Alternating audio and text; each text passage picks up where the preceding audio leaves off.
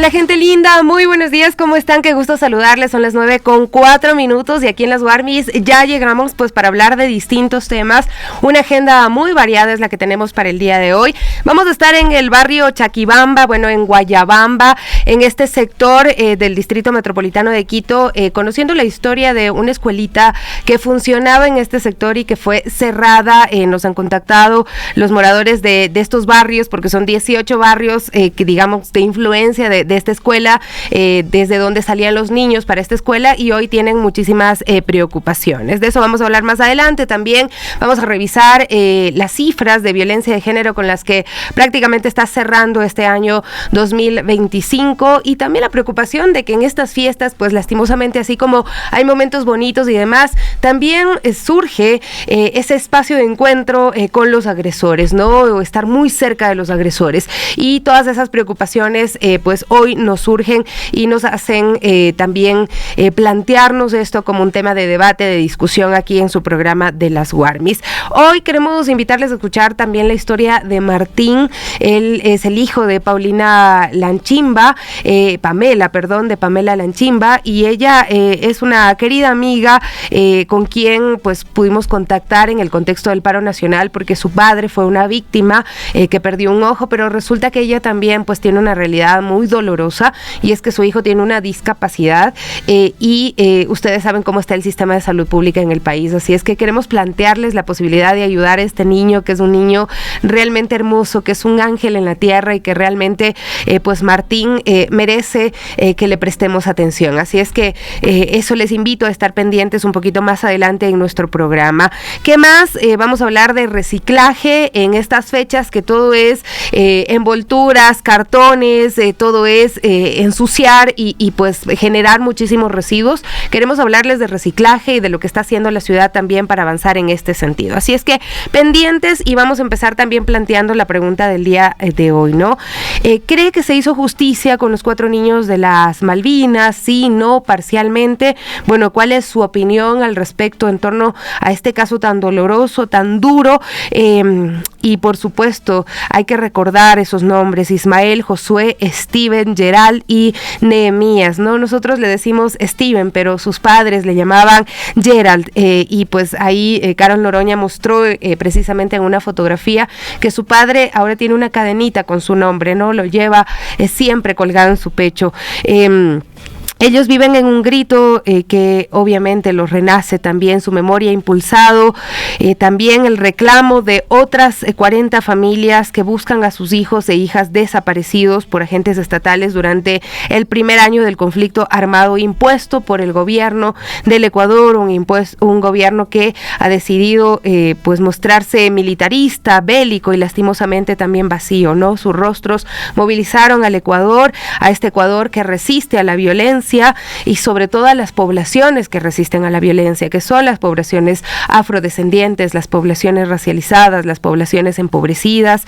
Son niños que nos recordaron también que la comunidad aún existe, que nos obligaron a volver a juntarnos, a encontrarnos en comunidad, a extender y alzar nuestras voces, ¿no? Extender nuestras manos hacia otras comunidades también, a encontrarnos, y con ella también pues se ha mostrado una esperanza para no resignarnos, ¿no? Para no decir las cosas son así y pues ni modo, sino más bien a buscar justicia, a buscar ese punto en el cual no permitimos que las cosas pasen porque sí, ni aceptamos el destino fatal de los empobrecidos, de las personas racializadas, sino que protestamos, sino que decimos esto no está bien, este no es el país que queremos, y construimos de una forma diferente, ¿no?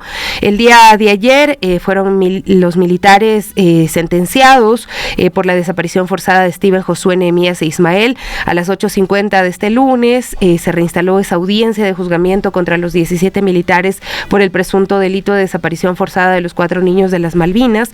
Los militares fueron acusados por detener y desaparecer a los 4 niños: Josué, Ismael Arroyo, Steven, Gerald Medina y Nehemías Arboleda, ¿no? A las 10:10 el juez ponente, Giovanni Suárez Chávez, de forma oral dio la resolución oral de primera instancia contra los militares de la Fuerza Aérea Ecuatoriana. El teniente coronel Juan Francisco Iglesia no fue hallado culpable del delito de desaparición forzada, pese a que pues su participación fue ocultar la ropa y pues encubrir en un primer momento a quienes habían detenido a esta patrulla que había detenido a los niños, mientras que sí se halló la culpabilidad de los 16 procesados que conformaban la patrulla que detuvo a los 4 niños de las Malvinas, a los 5 militares que decidieron cooperar, que fueron los cooperadores eficaces. Se les dictó una prisión de 30 meses, mientras que los otros 11 militares fueron condenados a 34 años y 8 meses de prisión.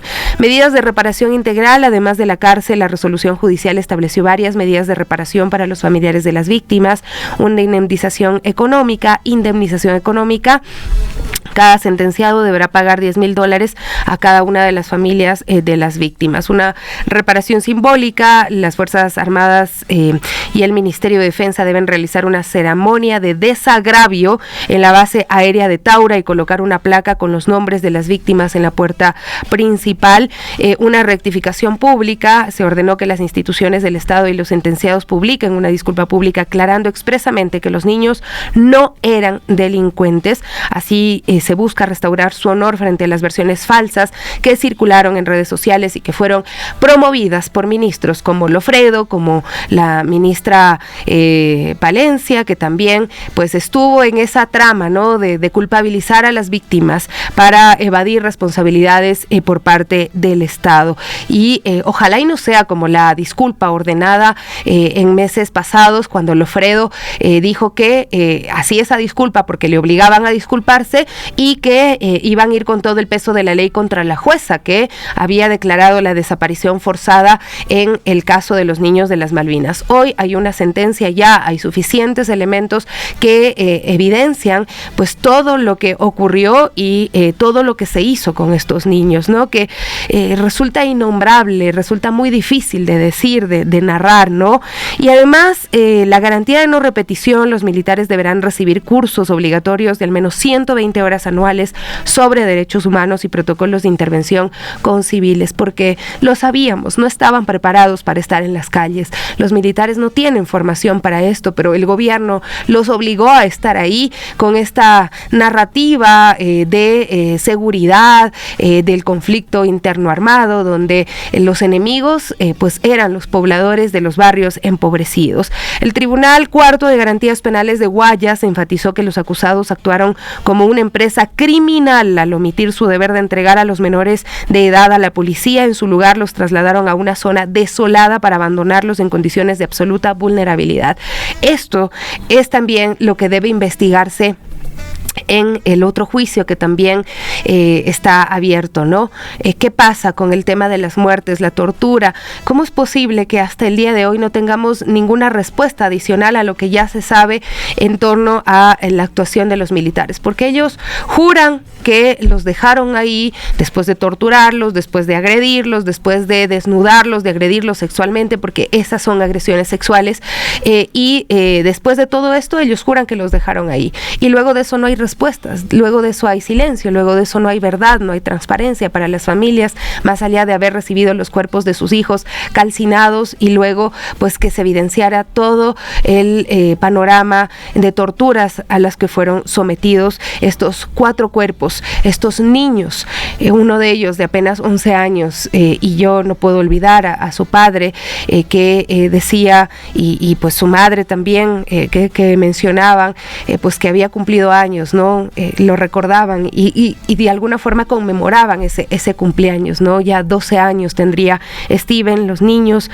pues tenían sueños que quedaron truncados debido a este acto criminal de esta patrulla de militares. 9:13.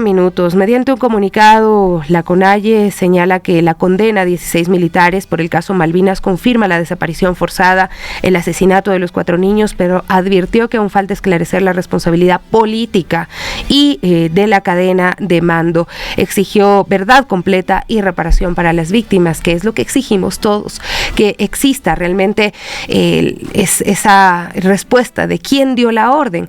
Esto es lo que nos falta saber, quiénes dieron la orden de que se actúe de esta manera, porque los militares no se mandan solos. Ellos actúan porque alguien les da paso para actuar de esta manera. Realmente esto nos deja incluso sin palabras. Hay que contener las lágrimas, el aire, para poder volver a retomar. Ustedes saben de lo que estamos hablando. Nos ha movilizado, nos ha encontrado en comunidad. Sin embargo, pues debemos seguir en esta exigencia de justicia, verdad y reparación para las familias, porque mientras pues ahora tenemos un papel y los militares que están pues ya en la cárcel. Sin embargo, esto no es garantía ni de que no se repita, ni es garantía tampoco de que las familias van a recibir la reparación y todo lo que se ha ordenado en esta sentencia, porque así tenemos un montón de sentencias de las que no pasa absolutamente nada más. Y el día de ayer también, pues, un nuevo episodio de violencia sacudió al Cantón Sucre, en la provincia de Manabí.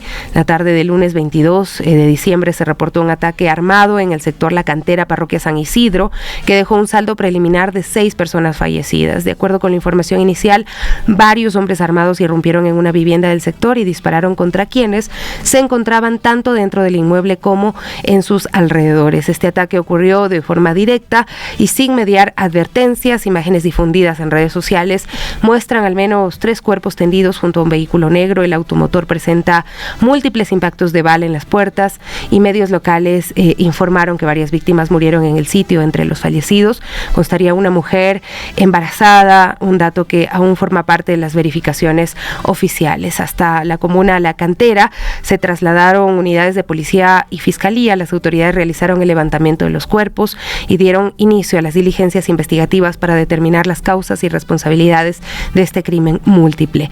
Un hecho que se inscribe en el contexto marcado por una grave crisis de seguridad. Ecuador atraviesa el año más violento de su historia, que no es solamente un titular, sino es lo que estamos viviendo. Más de 80 masacres registradas, entidades entendidas como ataques armados que dejan más de 4 víctimas. Y en el caso de Manabí, la situación es crítica. Hasta el 30 de noviembre se contabilizaron 1.162 muertes violentas. El ministro de Interior, John Reinberg, aseguró que el incremento de los homicidios se debe a que se han detenido a los cabecillas de las organizaciones criminales, cómo no, y con ello se ha desintegrado su economía. Sí, claro, le creemos muchísimo. Escuchemos qué fue lo que dijo. Si usted comienza a revisar las cifras que hemos dado nosotros en este año, que son públicas, de los ataques a los grupos criminales, para darle un ejemplo y el más reciente, cuando se atrapó en España al líder de la estructura, el cabecilla criminal de los Lobos, el único cabecilla, porque ahí no hay una estructura piramidal. ¿Qué es lo que sucede en los Lobos? Comienzan entre ellos a fragmentarse, comienzan a atacarse y se comienzan a matar. ¿Por qué se comienzan a matar? Para manejar lo que antes como estructura estaban manejando. Eso hace que se incremente el número de homicidios que tengo. Y si usted revisa un poco lo que hemos logrado en este año en atacar a la estructura, tanto delincuenciales como económicas, son la gran mayoría de estructuras que le hemos quitado a sus cabecillas y hemos desintegrado su economía. No se olvide cuando fue Comandos de la Frontera, cerca de 300 millones, choneros, lagartos, águilas, lobos, etcétera. Ese ataque que hemos hecho, más la incautación que hemos hecho en droga, más el ataque a la minería ilegal, obviamente comienza a achicarse la economía criminal. Cuando la economía criminal sucede esto, las estructuras comienzan a fragmentarse, pero comienza a haber estos homicidios entre ellos, que no es el 100% por supuesto. ¿Para qué? Para quedarse con el manejo económico de ese sector donde ellos estaban trabajando. Sin embargo, como gobierno, como Ministerio del Interior y como bloque de seguridad, vamos a seguir trabajando en desarticular a estos grupos, vamos a seguir trabajando en desarticular sus economías. Ese es el compromiso que hemos hecho con los ecuatorianos y es un compromiso que ha hecho el presidente Daniel Noboa y es algo que nosotros lo vamos a cumplir a todo honor.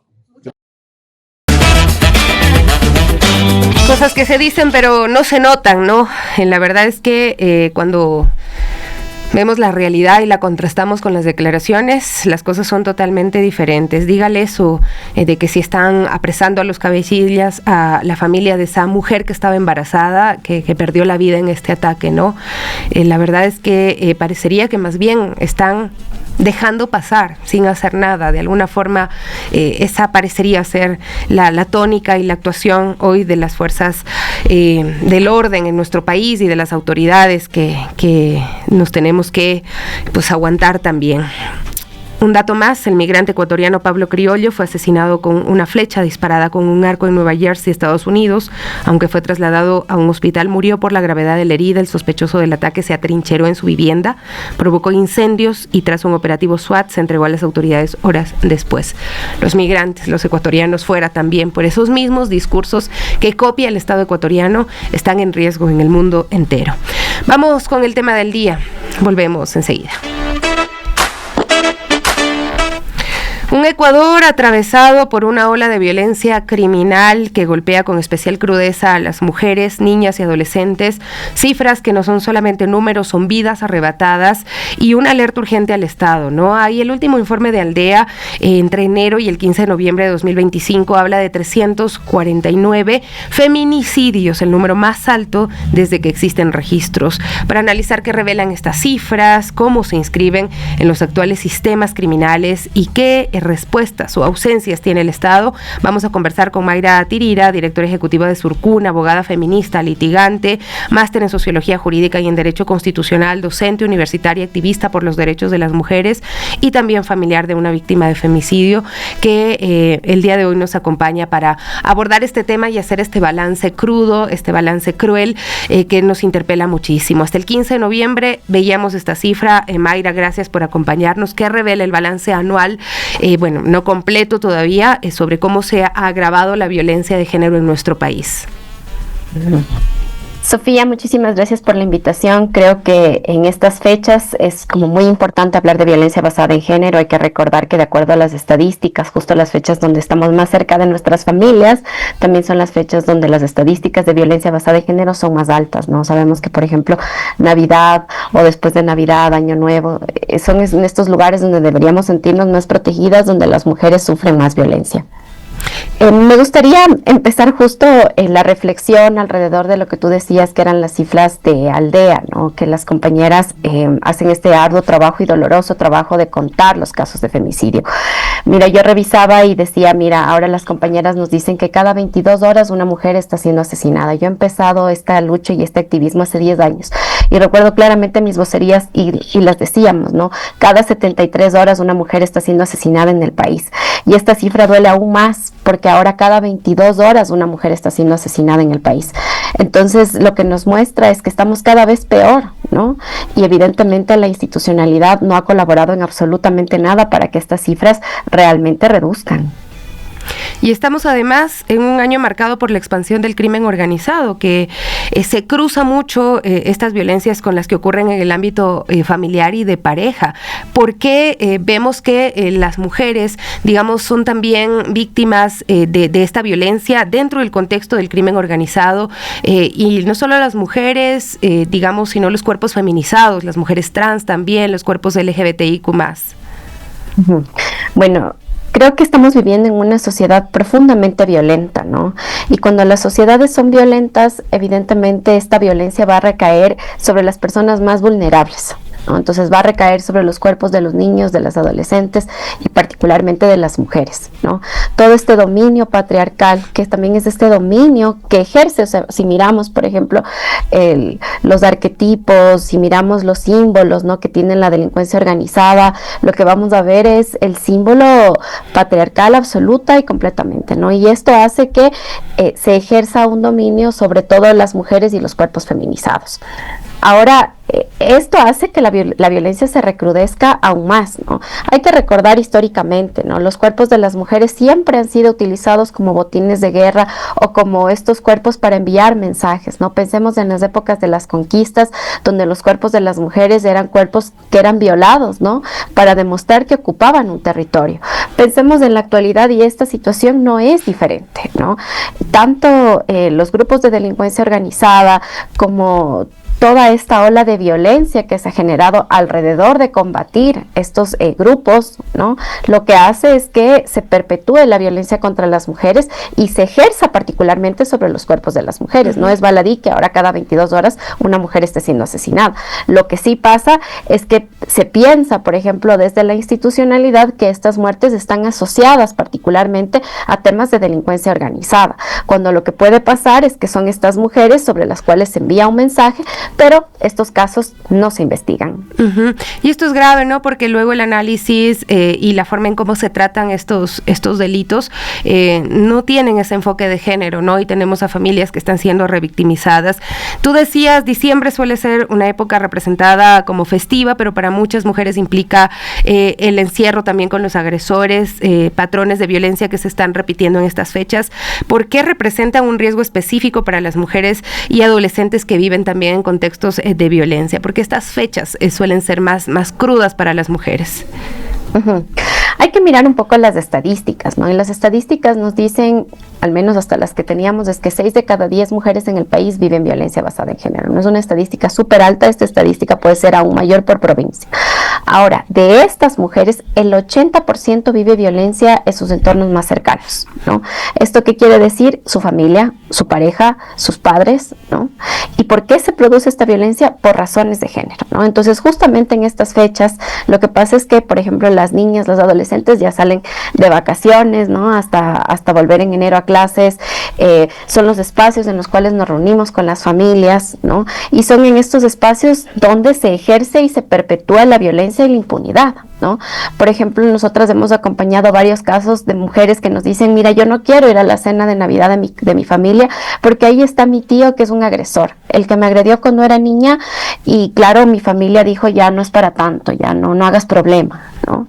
Entonces, las familias, lo que pasa es que no son un entorno de protección y no denuncian las violencias que eventualmente están viviendo las mujeres, ¿no? Entonces, puede ser que una mujer viva violencia a propósito en estas fechas, o puede ser que la familia encubra a los agresores que han ejercido violencia con anterioridad hacia las mujeres, hacia las niñas y las adolescentes. Mayra, Surcuna cuenta con un proceso llamado Red de Acompañantes en Primeros Auxilios Legales, y bueno, lo relaciona a estas fechas porque también si te puede pasar algo en este país, en un día que no sea festivo, que no sea de descanso, ya es difícil, pero si estás en un feriado, ¿quién te atiende? ¿Cómo gestionas también? Porque nos encontramos en ese punto de que a ninguna de nosotras, si nos pasa algo, en ese momento sabemos qué hacer. Digamos, cómo ha transformado también la vida de sobrevivientes de violencia y cómo apoyar desde estas redes que se tejen. Sí, nosotros tenemos una red de acompañamiento. La red de acompañamiento está conformada por varias voluntarias que lo que hacen es recibir llamadas de primeros auxilios legales. Justo lo que tú decías, ¿no? Es, mira, no sé qué hacer, acabé de vivir violencia en este momento, la semana pasada, o a muchas mujeres lo que nos pasa es que no creemos que vivimos violencia, ¿no? Entonces es como, me pasó esto, pero no sé si es violencia, ¿no?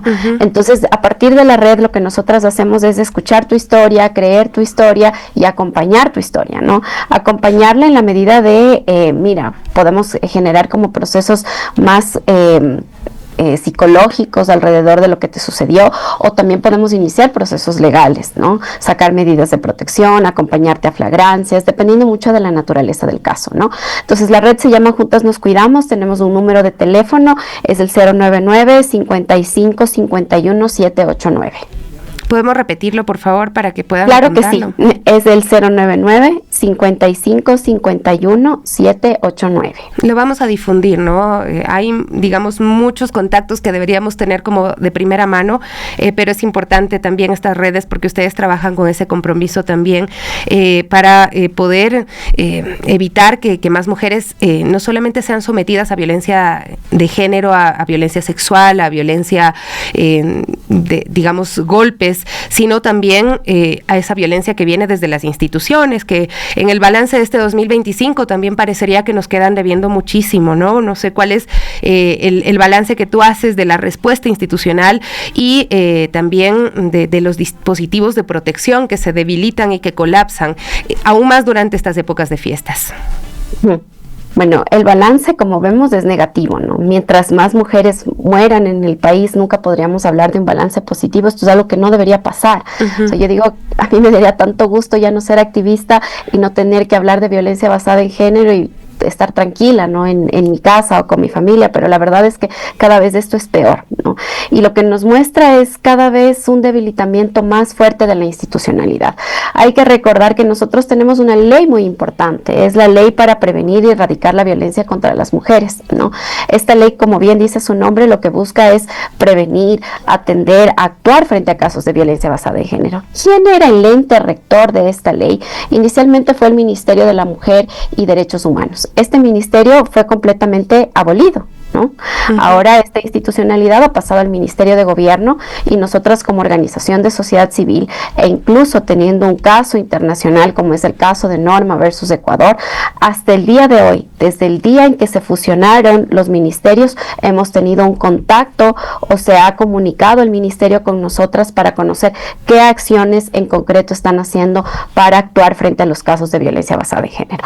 Esta es una pérdida irreparable para los derechos de las mujeres, porque nos han quitado toda esta institucionalidad que buscaba al menos trabajar para prevenir, atender estas violencias. Ahora estamos frente a un ministerio, casi un ministerio de la guerra, ¿no? Y yo digo un ministerio de la guerra, ¿cómo previene? ¿Cómo atiende? ¿Cómo trata sin revictimización? Es muy complejo desde la propia conceptualización del ministerio, ¿no? Esta es una pérdida irreparable que lo que va a hacer, lamentablemente, es que la cifra de casos de violencia basada en género se siga disparando.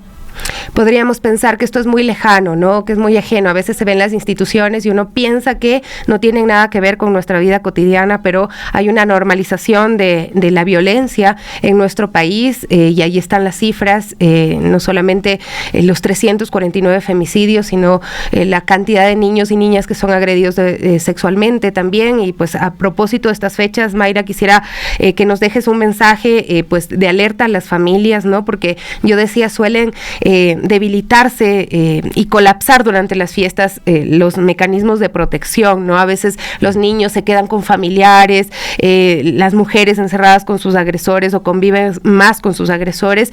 Hay consumo de alcohol también y presión familiar, digamos, durante estas fechas, ¿no? Que también hace que se aumenten estas agresiones. ¿Qué mensaje nos dejas y qué mensaje les dejas a las familias, a las mujeres que nos están escuchando el día de hoy? Bueno, en primer lugar, les diría a las mujeres que crean en sus instintos, ¿no? Muchas veces pensamos que esto es normal o que esto no es violencia o simplemente me parece una situación incómoda, pero primero lo que diría es crean, ¿no? En este primer instinto que nos hace sentir inseguras.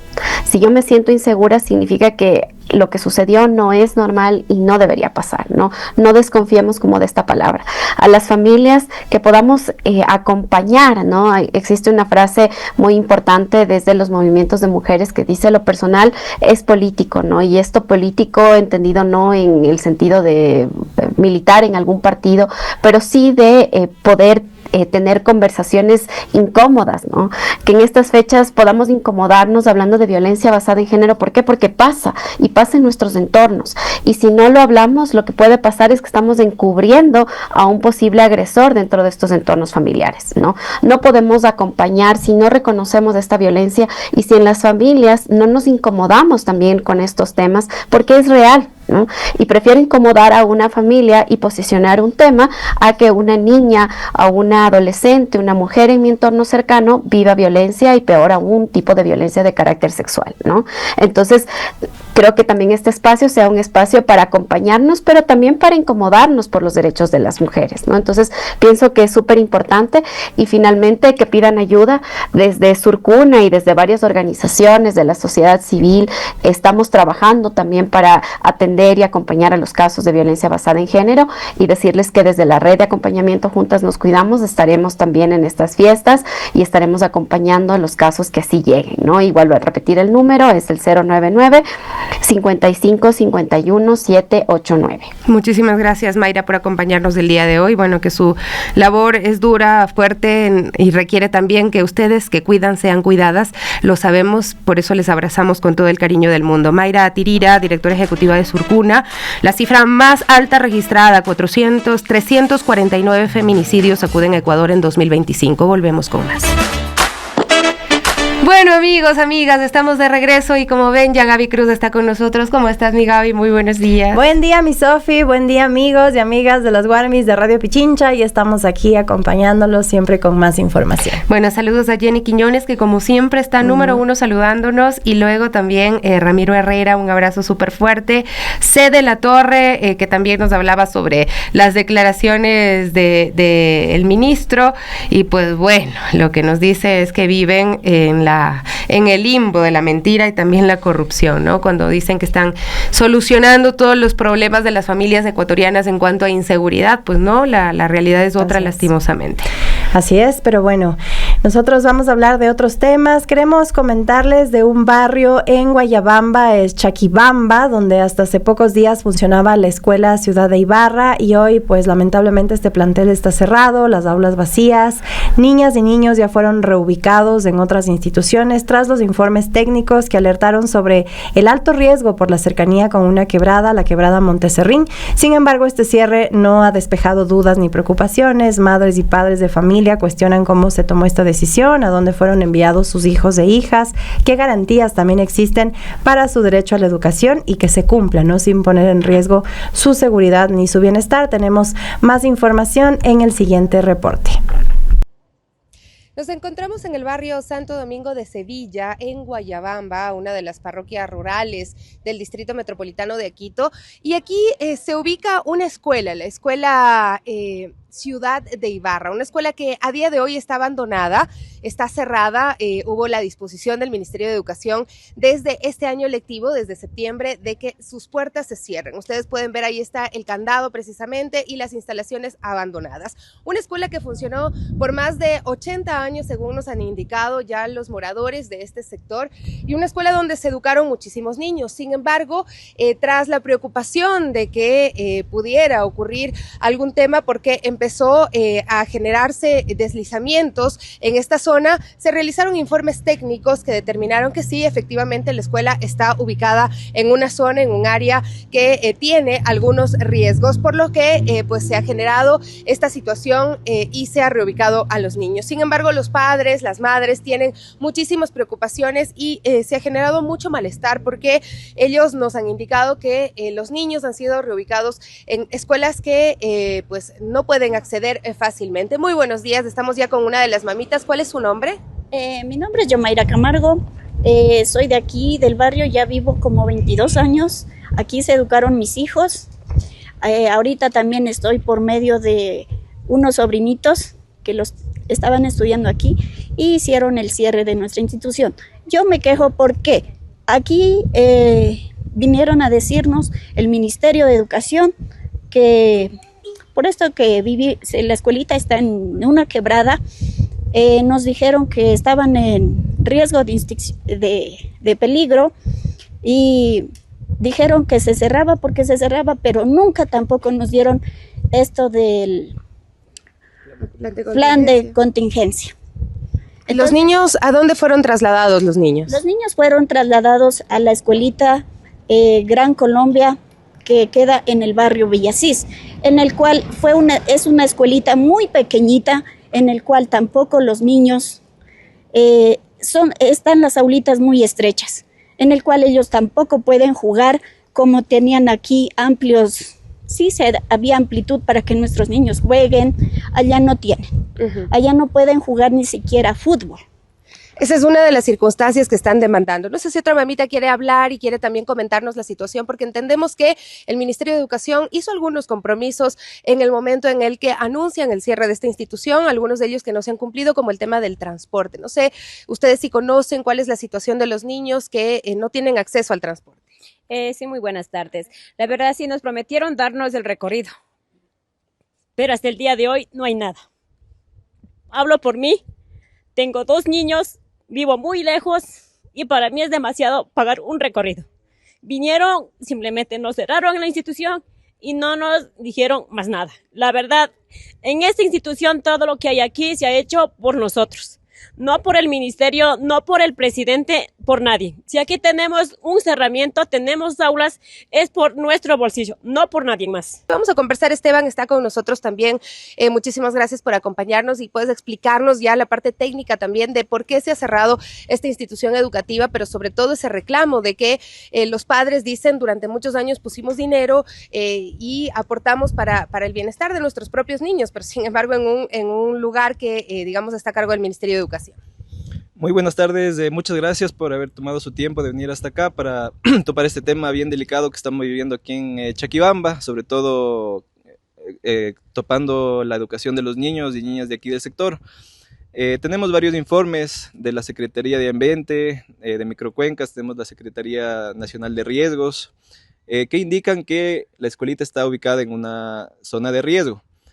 Pero nuestro cuestionamiento es que el predio está a nombre del Ministerio de Educación ya desde el año 67. Entonces son más de 58 años que el Ministerio de Educación no ha hecho ni una obra de mitigación aquí en la escuela para evitar el problema que estamos viviendo hoy. Además del informe del municipio de Quito menciona que todas las estructuras de aquí son informales. Entonces sí causa bastante indignación el hecho de que los padres de familia han estado poniendo de sus bolsillos la plata para el mantenimiento, las estructuras, cualquier cosita que han necesitado aquí, ha venido del bolsillo de los padres de familia. Pero en estructuras que son informales y que ahora están en riesgo. Entonces se ha perdido todo eso, el tiempo, la plata de los padres de familia, y los niños ahora han perdido la escuela, están reubicados. Y el riesgo es real, según los informes técnicos. Sí, o sea, los informes dicen que hay alto riesgo por movimientos en masa y no se ha respetado el límite que hay entre la quebrada y la calle, entonces todo está en peligro, ¿no? Y han habido también varios compromisos, como usted mencionaba, que no se han cumplido, los de transporte. Hay muchos niños que salían caminando para venir acá y ahora han sido trasladados a otros lugares más lejanos. Entonces ya son 3 meses que el año lectivo ha iniciado y no se ha cumplido con este transporte para los niños. Seguimos esperando respuestas. Sabemos que hubo una reunión el 17 de octubre con el Distrito Calderón, el Ministerio de Educación, el GAD parroquial, etcétera, pero seguimos esperando la respuesta oficial de esa reunión. La señorita Viviana Wilcapi, que es la encargada del Distrito Calderón, estuvo presente aquí hace 2 semanas porque hubo invasión aquí de las salas, hubo una persona que tuvo que ser desalojada aquí porque ya empezaron a invadir un sitio que está ahorita abandonado. Entonces sí, hacemos un llamado a todas las personas que están a cargo, sobre todo a la señorita Viviana Wilcapi, que por favor emita de urgencia los documentos que estamos esperando de parte de la comunidad educativa. Se han ingresado varios oficios y no han dado respuestas, se los han archivado. Entonces nosotros estamos esperando aquí transparencia, claridad y sobre todo agilidad. ¿Para cuándo va a ser la reubicación de la escuela? Si es que ya decidieron que se va a reubicar la escuela, porque aquí todo está en borde de quebrada, informal. Entonces, ¿cuándo va a ser la reubicación? ¿En dónde va a ser la reubicación? Y que comuniquen con los padres de familia. Mire, yo como morador de aquí de Chaquibamba tengo conocimiento que hay 8 proyectos inmobiliarios aquí en el sector. Guayabamba está creciendo, pero sin control, además. Sin control, construyen en zona de protección ecológica, zona de protección arqueológica, en un montón de zonas que no se debería construir. Inmobiliarias siguen creciendo, y aquí en Chaquibamba no tenemos ni un parque, ni una cancha de fútbol para que los niños jueguen. Y ahora ya no tenemos ni escuela. Pero las inmobiliarias sí, tienen todo. Y no están dejando áreas verdes y no están pensando en que aquí la población va a aumentar. Necesitamos una escuela. O sea, no puede ser que no tengamos una escuela aquí en un lugar donde hubo una escuela durante más de 80 años. O sea, no es posible. ¿Algún padre de familia quiere decir algo más? ¿Quiere expresarse sobre el sentir también que tienen acá en la comunidad en torno a lo que está ocurriendo en el tema y en el ámbito educativo? Y no sé si en otros también. Buenas tardes, igual con todos. Bueno, yo estoy de acuerdo sinceramente y estoy un poco indignada que sinceramente el Ministerio de Educación no ha hecho nunca nada, en absolutamente nada, solo los padres de familia. Y sinceramente nosotros estamos aquí en este sector de Chaquibamba, estamos como 17 barrios. ¿Y cómo le puedo decir? Hay mamitas que no están en posibilidades de mandarles a otro lugar lejano, o sea, a otro, por ejemplo, el Quinche, a otras parroquias. Entonces, aquí sinceramente ha estado como 90 años esta escuela. Entonces, aquí, por ejemplo, hay personas que, como le vuelvo y le repito, no están de posibilidades. Entonces, está cerca aquí en la escuela que los niños de todos estos alrededores vienen tranquilamente, sin recorrido, sin ninguna de esas cosas. Entonces, yo sinceramente sí me siento un poco, o sea, me siento con ira, porque cualquier cosa debe haber una solución, más que todo el Ministerio de Educación. Entonces, ahorita lo que queremos es soluciones, que nos solucionen rápido, que las cosas hagan, y cualquier persona o cualquier autoridad que esté escuchando, que no pongan trabas para cualquier cosa. Muchísimas gracias. ¿Tu nombre? María del Carmen Martínez. Muchísimas gracias. Bueno, estamos con los papitos, con las mamitas de los niños que estudiaban acá en esta escuela, en la Escuela Ciudad Ibarra, en Santo Domingo de Sevilla, en Guayabamba, ¿no? Y pues bueno, nos comentaban esta situación y ya ustedes pues pueden tomar en cuenta también la exigencia al Ministerio de Educación para que pueda primero dialogar, pueda cumplir los compromisos establecidos y pueda generar soluciones y pensar en el futuro educativo de los niños y niñas de esta parroquia Guayabamba, que es una de las parroquias rurales del Distrito Metropolitano de Quito. Y Quito da un paso muy importante hacia una gestión de residuos más eficiente, sostenible, con un enfoque humano. La incorporación de una nueva flota vehicular por parte del MGIR-CP no solo fortalece los servicios municipales, sino que también reconoce y dignifica el trabajo de las y los recicladores de base, actores clave en el cuidado ambiental de la capital. Pero para profundizar en el alcance de esta inversión, el impacto en la operación diaria, los beneficios también para la ciudadanía, ya nos acompaña en cabina nuestra siguiente invitada, y es Verónica Pérez, coordinadora de ambiente, quien nos va a explicar también cómo estas acciones coordinadas pues también aportan a la capital y que sea una ciudad más limpia, ordenada, comprometida con el ambiente. Así que Verónica, muy buenos días, bienvenida a las Guarmis. Y bueno, ¿qué representa para la capital, para Quito, esta nueva flota en la forma de manejar los residuos de nuestra ciudad? Buenos días, Verónica. Hola, buenos días, muchas gracias a quienes nos escuchan, gracias por la invitación y permitirnos compartir con la ciudadanía los avances importantes que la municipalidad está dando referente a la gestión de residuos. La flota que se entregó de los 6 camiones a los CEGAMS da un paso importante y creo que marca un antes y un después en cuanto al aprovechamiento de residuos por parte de nuestros recicladores base. Inicialmente se verificó que uno de los mayores inconvenientes que tienen estos grupos de recicladores es cómo transportar lo que están aprovechando de cada una de las empresas, de los centros comerciales, y para ellos movilizar este tipo de residuos, contratar un vehículo realmente es bastante complicado. Consideremos que por kilogramo son centavos lo que ellos pueden ganarse.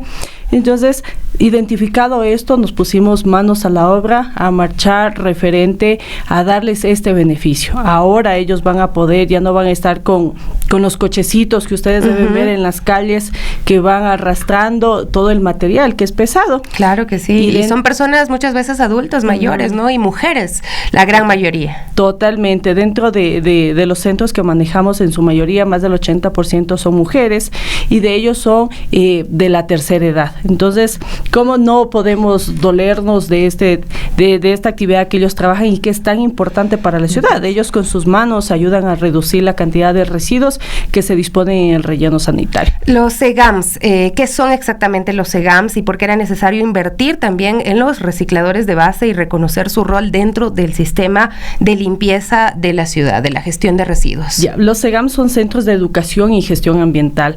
Estos centros nacen con la finalidad de que el ciudadano pueda capacitarse y saber qué puede reciclar, qué no se puede reciclar, llegar a una conciencia de ya no generar más residuos en la ciudad, que realmente ese es el punto al que necesitamos llegar como ciudad.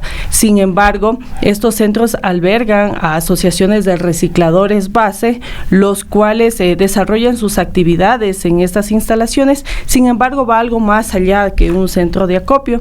Ellos son nuestros artífices o son nuestro complemento cuando queremos educar a la ciudadanía. Entonces, MGIRS acude con sus técnicos a centros comerciales, a unidades educativas, con un reciclador. Nosotros podemos capacitar y decir en la funda azul, en la funda negra, en la funda verde. Sin embargo, el reciclador es quien transmite ese mensaje, quien sensibiliza al ciudadano, quien cuenta su historia, desde cuándo tienen esta actividad, sus hijos cómo han podido educarse a través de lo que pudieron realizar durante todos estos años en el reciclaje.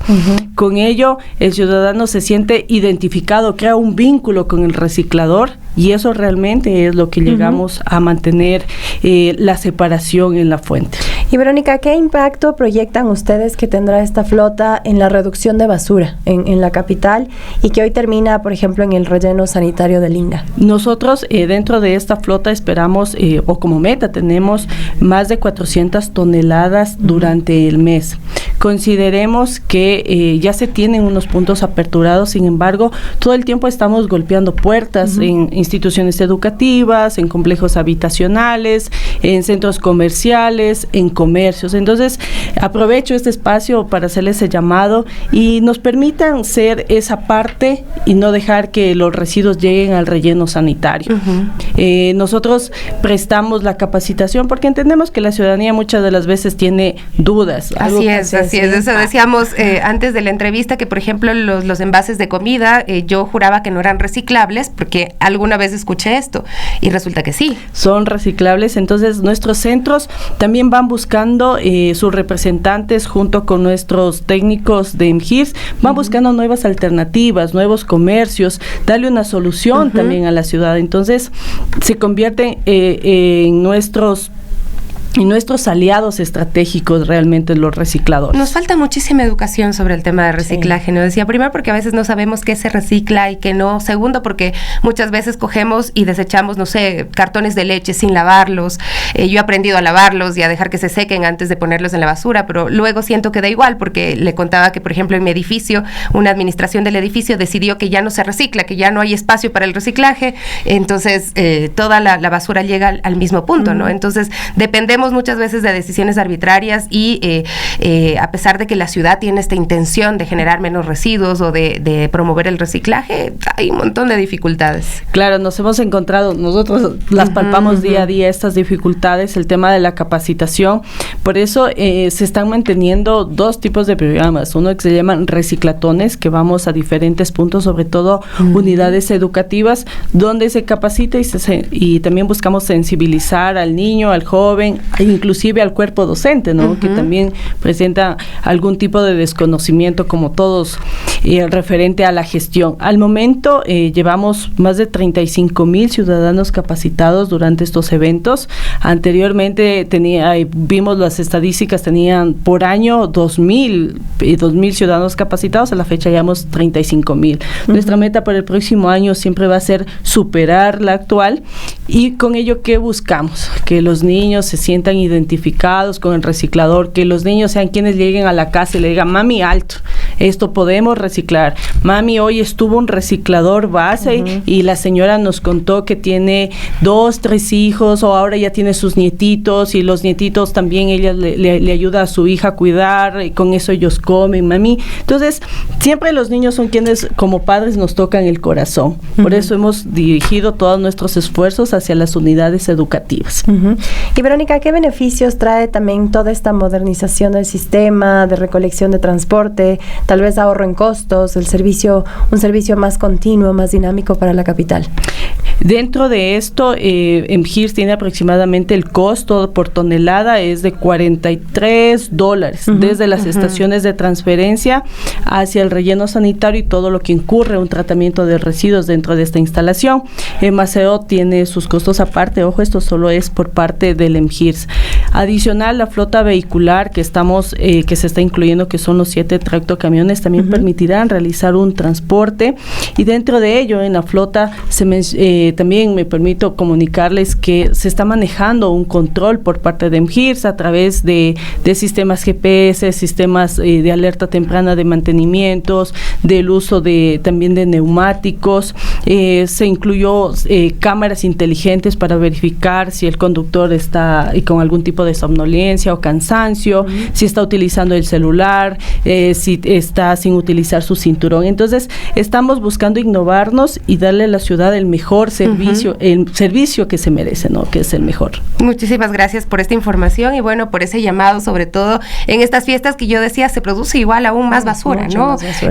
Las envolturas de los regalos, los cartones, todo eso, y no se le da un buen destino, ¿no? Ahí es como el momento ideal, hay proyectos en los que tienes números de teléfono para llamar a recicladores, están los EGAMS y todo. Bueno, hay que informarse también como ciudadanos y ciudadanas, responsabilizarnos de nuestra basura, no es que hay los recicladores que vengan, no, es nuestra basura, es lo que estamos produciendo. Verónica, gracias. Muchísimas gracias. Solo para cerrar, ahí hablando de diciembre, dentro de la empresa manejamos, y bueno, con otras instituciones públicas, un programa que se llama el Trueque Ambiental, y ahí nos ha permitido sacar realmente una estadística. Solo en diciembre del año anterior, la empresa GIRS logramos recibir 800 kilogramos de residuos aprovechables, que es lo que cada uno de nosotros genera en casa. Entonces, ahora traemos de casa y los días martes entregamos el GIRS. Muy bien, bueno, muchísimas gracias por esta valiosa información a Verónica Pérez, coordinadora de ambiente de MGIRS. Y bueno, ya saben, si ustedes también pueden hacerlo en casa, háganlo. Ayudemos también con el tema del reciclaje desde las casas, en los hogares. Eduquemos también a los más pequeños para que esto ya se vuelva un hábito y evitar así seguir contaminando y generando esta basura en la capital. Vamos a hacer una pequeña pausa, pero volvemos con más aquí en Las Guarmis.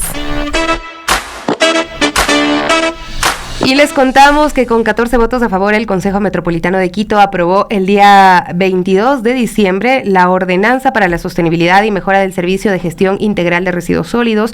La normativa establece que la tasa de recolección de basura se cobrará a través de la planilla de agua potable a partir de 2026 y da paso a una reforma de contribución especial de mejoras. Pero recordemos que esta decisión se tomó luego de que el gobierno nacional suspendió de forma unilateral el cobro de esta tasa mediante la planilla eléctrica. Esta medida afectó a varios municipios del país y frente a este escenario, pues la administración municipal de Quito planteó este nuevo esquema que busca garantizar la continuidad de este servicio, asegurar también su sostenibilidad financiera, incorporar también estos criterios de corresponsabilidad ciudadana y justicia social. Bueno, y a propósito también hay un comunicado urgente, se ha producido una rotura en una tubería matriz de la parroquia Guamaní, estamos trabajando para su pronta reparación, dice el municipio de Quito, lamentamos el corte del servicio de agua potable en el sector Victoria Central. El servicio se restablecerá paulatinamente durante esta tarde. Así es, y bueno, y seguimos con más noticias de la capital. Comentarles que la Agencia Metropolitana de Control pues suspendió a 107 vallas publicitarias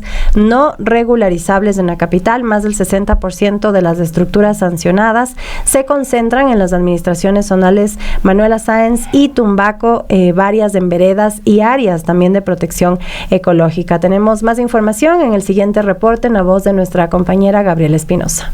La Agencia Metropolitana de Control, AMC, suspendió 107 vallas publicitarias que no pueden ser regularizadas en el Distrito Metropolitano de Quito. De este total, 85 estructuras estaban instaladas en predios privados y 22 ocupan indebidamente el espacio público, por lo que fueron selladas y retiradas de funcionamiento. Del total de vallas suspendidas este 19 de diciembre de 2025, más del 60% se concentra en las administraciones zonales de Manuela Sáenz y Tumbaco, con presencia de estas estructuras en veredas y calles, así como en zonas de protección ecológica. Colocar los sellos de suspensión en estas vallas no regularizables es una medida de control para impedir que estas estructuras continúen operando mientras avance el proceso sancionador, señaló Gustavo Chiriboga, supervisor metropolitano de la AMC. Añadió que si los responsables se ajustan a la normativa y corrigen la conducta, por ejemplo, retirando la estructura, el procedimiento puede resolverse de forma más ágil con los atenuantes previstos en la nueva ordenanza. Asimismo, advirtió que alterar o retirar estos sellos constituye un incumplimiento que puede derivar en acciones legales ante la Fiscalía General del Estado. En el marco de los controles ejecutados durante la actual administración municipal, durante 2024 y lo que va de 2025, la AMC emitió emitió 71 resoluciones por vallas que no contaban con permisos municipales, que derivaron en multas acumuladas por más de $796,384 como resultado de procesos administrativos por incumplimiento de la norma vigente. En cuanto al retiro de estructuras, la AMC desmontó un total de 78 vallas publicitarias durante el periodo 2024-2025 como parte de las acciones de control orientadas a ordenar el paisaje urbano y exigir el cumplimiento de la norma. Tomado de la web de Radio Pichincha, informó para las Guarmis Gabriela Espinosa. Y bueno, seguimos con un testimonio que pues toca fibras muy sensibles, nos invita también a mirar de frente una realidad que muchas veces queda fuera del debate público, y justamente ya nos acompaña para hablar de esto Paulina Lanchimba. Ella tiene 27 años, es madre de un pequeño con discapacidad que desde sus primeros días de vida ha enfrentado una cadena de complicaciones médicas. Él nació prematuro, fue diagnosticado con meningitis, hidrocefalia, ha pasado varias cirugías ya y con el tiempo también perdió su audición y parte de su visión, y ahora necesitan ayuda, necesitan atención médica permanente también, ayudas técnicas especializadas, que hoy pues lamentablemente con nuestro sistema público de salud pues no está garantizado. Y esta es una historia de cuidado, de lucha cotidiana de esta madre tan joven que no se rinde, pero que también es este reflejo de estas enormes brechas que existen en el acceso a salud, ayuda social para todas las familias que cuidan, ¿no? Así que Paulina, muy buenos días. Bienvenida a las Guarmis. Y bueno, para que quienes nos escuchan, nos miran y no entienden mucho la urgencia del caso de ustedes, si nos puedes comentar cómo viven en este momento con tu pequeño, cómo han sido también los cuidados de salud que requiere y también lo que ustedes están pidiendo. Paulina, buenos días. Buenos días. Primeramente agradezco a la radio Pichincha, a las Guarmis que han podido comunicarse conmigo. Primeramente, como les menciono, mi hijo tiene, a la edad de hoy día ya tiene 10 años. Durante todo este tiempo conmigo ha sido hospitales, controles, terapias. Y lo más doloroso hoy en día es que hace 2-3 semanas me habían robado el teléfono, me habían escopolaminado, tenía papeles muy importantes de mi hijo, en la cual yo con mi hijo siempre ando a cargar un tanto azul. Todo esto son carpetas médicas de mi hijo, todas es radiografías, exámenes, todo.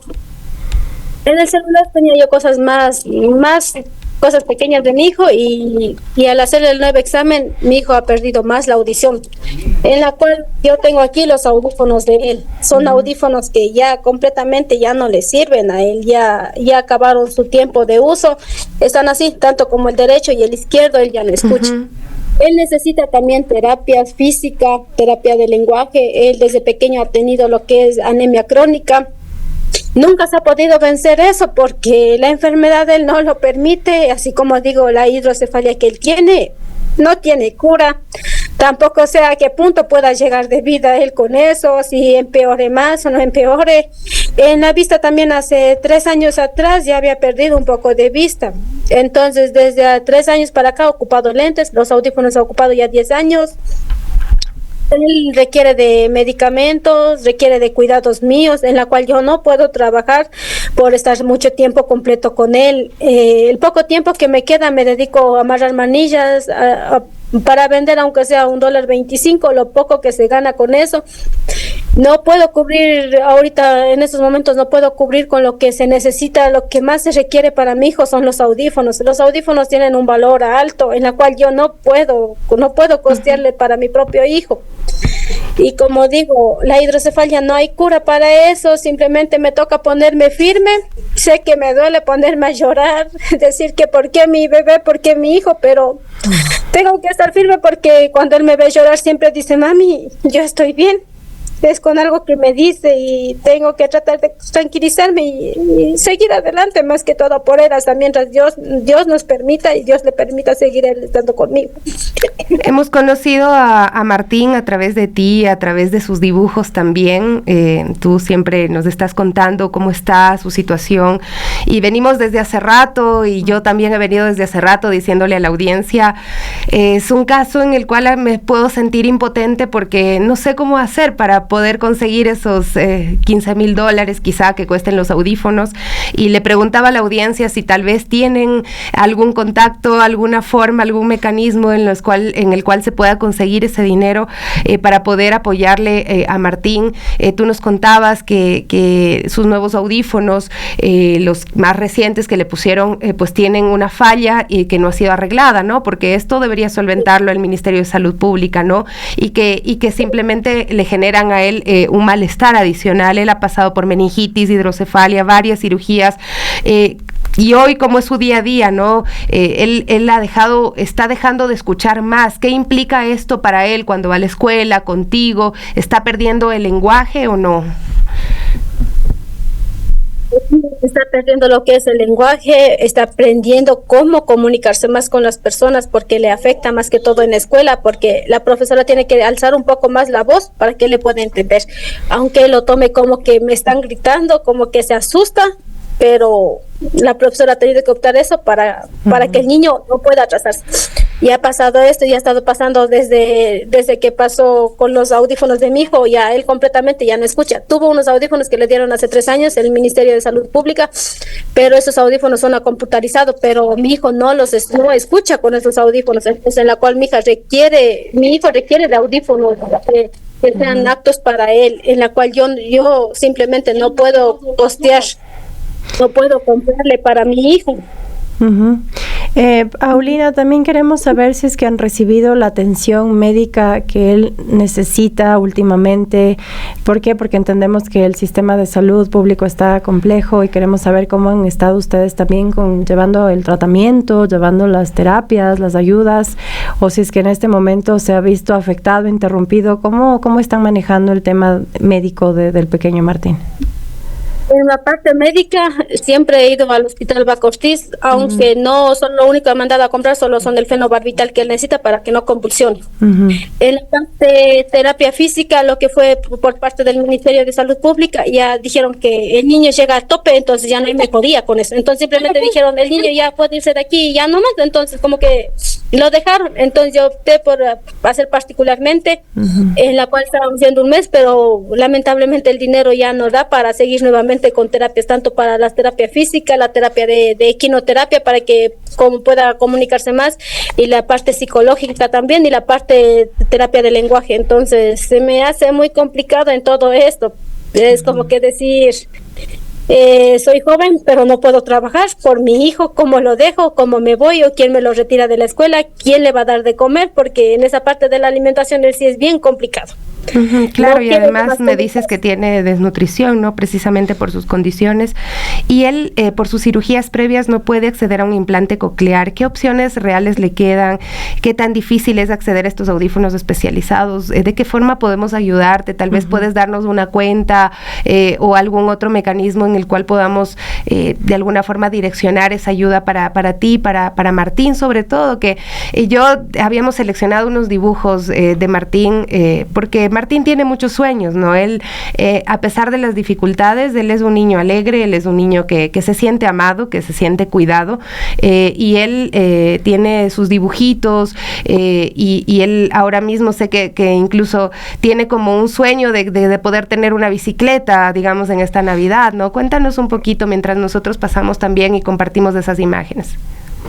En esa parte, Martín mostró sus dibujos desde los 7 años, en la cual él siempre trata de expresarse por medio del dibujo. Cada dibujo muestra algo que él quiere. El primer dibujo que me mostró fue una casa, un niño jugando con pelota, pero al darme cuenta yo veía que mi hijo se dibujaba fijamente a él, porque con pelo, con lentes, audífonos, y yo le veía a mi hijo como que mi hijo tiene el potencial de dibujar a pesar de tantos problemas que tiene.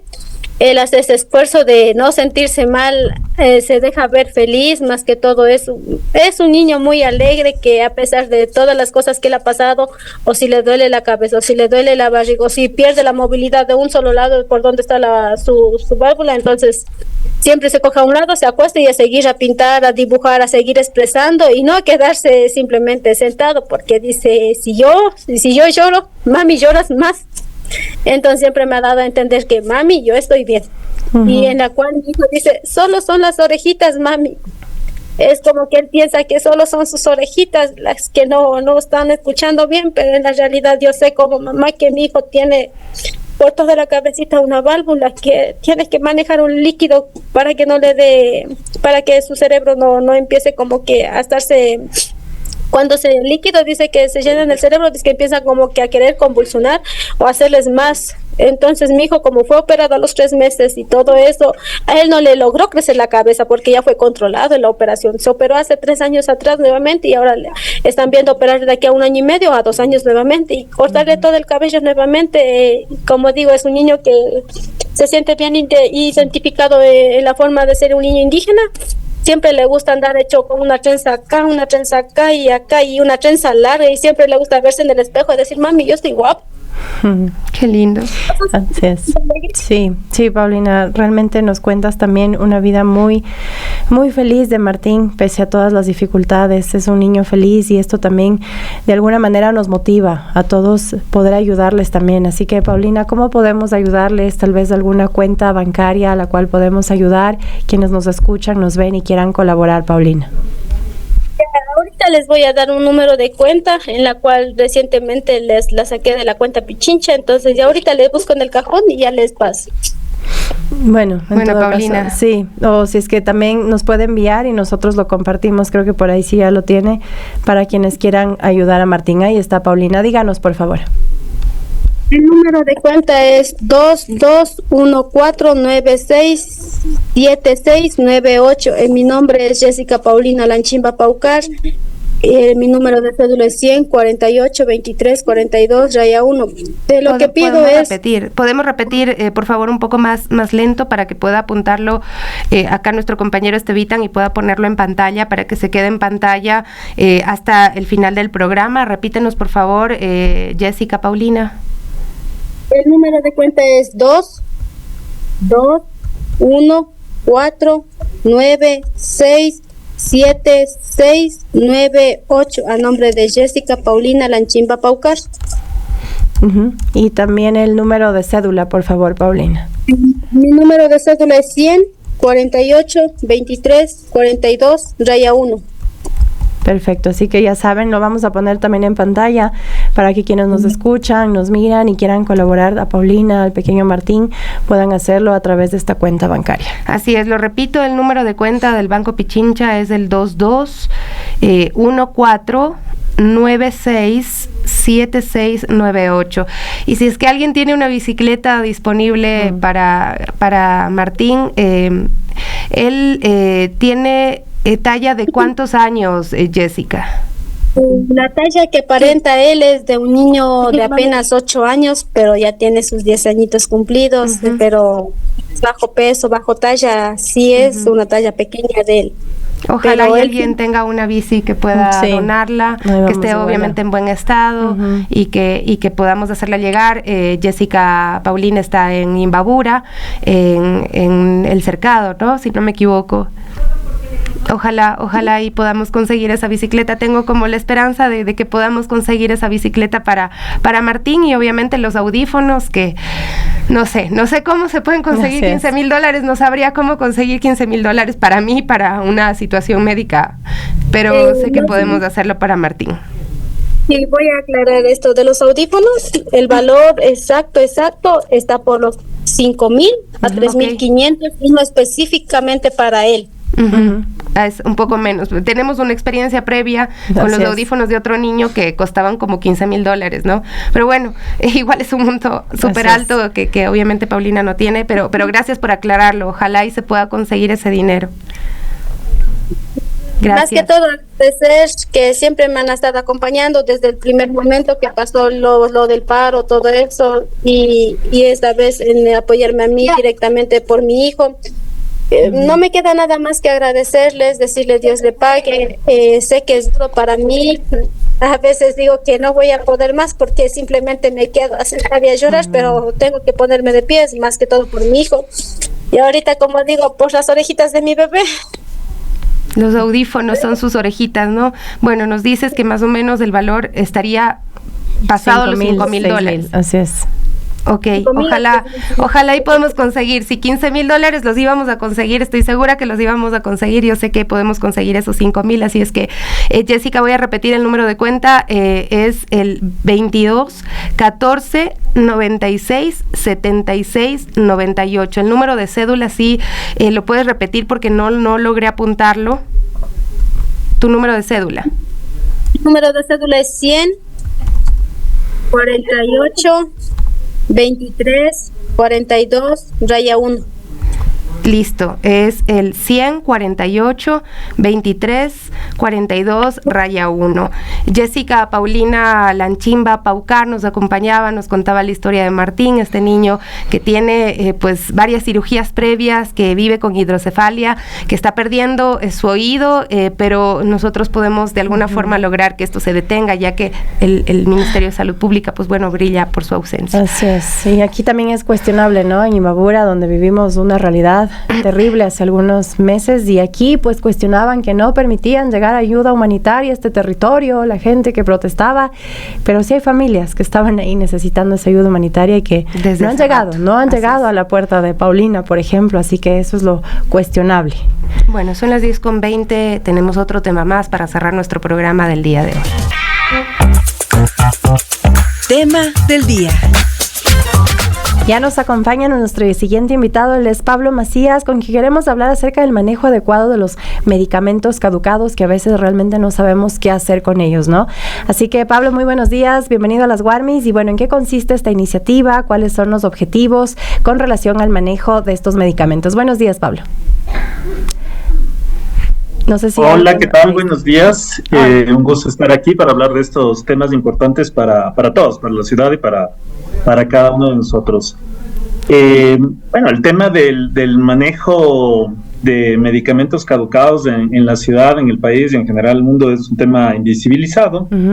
Nadie sabe cómo gestionarlos, dónde depositarlos, ¿no? De hecho, un estudio que hicimos en Previsión Futura hace algunos meses atrás determinó que más del 85% de los hogares arroja los medicamentos caducados en la basura común o en el inodoro. Así es. Eso tiene repercusiones complejas, no solamente para el ambiente, sino para la salud del ser humano, ¿no? Si botamos en el suelo, si botamos en el inodoro, pues los componentes químicos de las medicinas pues se van a filtrar en los cuerpos de agua en el suelo, y estos van a regresar al ser humano o a los ecosistemas, a los animales, cuando comemos, cuando tomamos algún líquido, cuando tomamos agua. Entonces, el problema de la salud, que ya lo vemos hoy en día, ¿no? Cuando tenemos alguna resistencia a algún medicamento o algún virus que no lo podemos tratar adecuadamente, o alguna bacteria, pues en parte es producido porque vivimos tomando y comiendo componentes químicos de los medicamentos que a la final terminan afectando nuestra salud.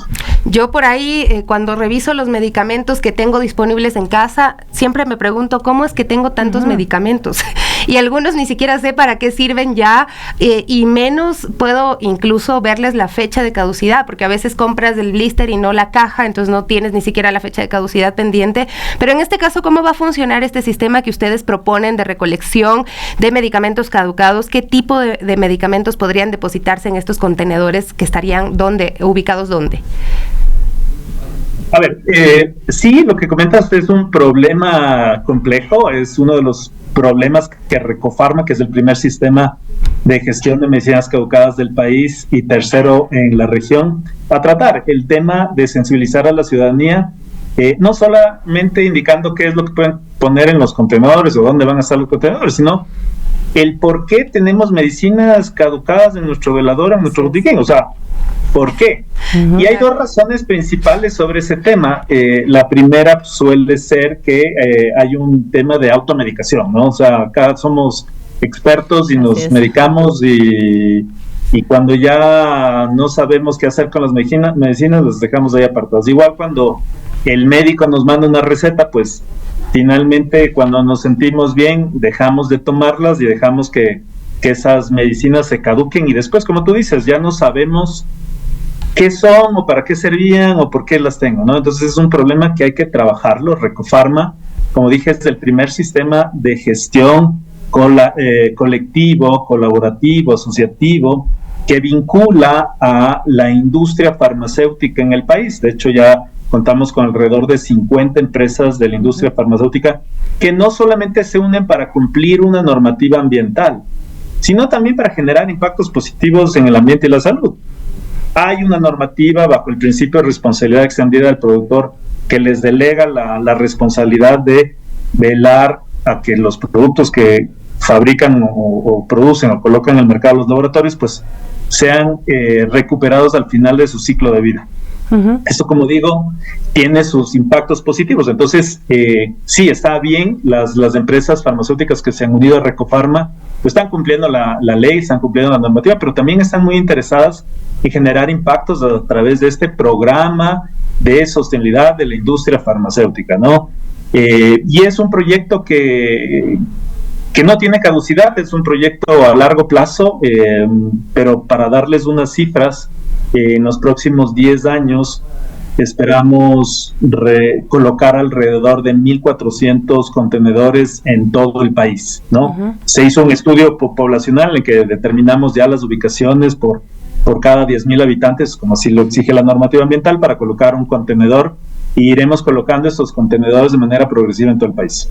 Y bueno, y en este momento, solo ya para finalizar, Pablo, ¿qué hacer con esos medicamentos caducados que tenemos en casa? Y que sí, en verdad, algunos tenemos, unos no sabemos ni para qué los tenemos, cómo llegaron ahí. En este momento, hasta que igual el plan inicie, arranque toda esta iniciativa, ¿qué podemos hacer con esos medicamentos? Bueno, el plan ya arrancó, tuvimos el lanzamiento hace un par de meses atrás, y ya a principios del mes de diciembre colocamos los primeros contenedores aquí en Quito, están ya ubicados en algunas farmacias aquí en la ciudad, y en Guayaquil ya también colocamos otros 5 contenedores. En total vamos a arrancar con 10 contenedores en Quito y Guayaquil, y el próximo año estaremos colocando alrededor de 100 contenedores en las principales ciudades, Quito, Guayaquil, Cuenca, en su fase inicial, y de ahí iremos trabajando progresivamente. ¿Qué tiene que hacer la ciudadanía? Pues revisar nuestra página recofarma.com, www.recofarma.com. Ahí están las ubicaciones donde están los contenedores. Por ahora, como digo, hay 10 contenedores que van a estar activos. La ciudadanía ya tiene un sitio donde depositar estos desechos, así evitamos los impactos negativos del ambiente. Entonces, revisar, ver nuestras redes sociales, enterarse de los beneficios, de las problemáticas, de los impactos, de las acciones que realizamos como industria farmacéutica, como Recofarma, en beneficio y en favor del ambiente y de todos nosotros. Muchísimas gracias, Pablo, y bueno, dejar de automedicarnos también sería bueno, que empecemos por ahí para que no tengamos tantos medicamentos por ahí botados en casa que no sabemos ni para qué son ni por qué existen.